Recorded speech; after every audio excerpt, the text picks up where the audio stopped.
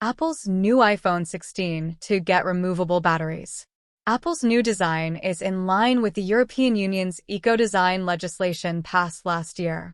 Apple is months away from launching its highly anticipated iPhone 16 series.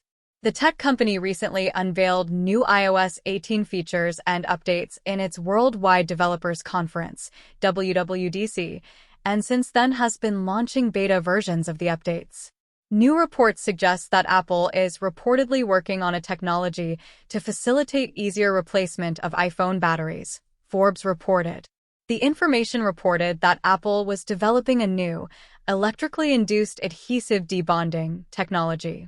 Currently, batteries in an iPhone are glued to the chassis by an adhesive strip, and removing them is not easy. However, with the help of the new bonding technology, batteries would be released after applying a small jolt of electricity. According to reports, the new technology could be introduced in at least one iPhone 16 model and will be a part of the entire iPhone 17 lineup, which will be released in 2025. The new move is in line with the eco-design legislation passed last year by the European Union.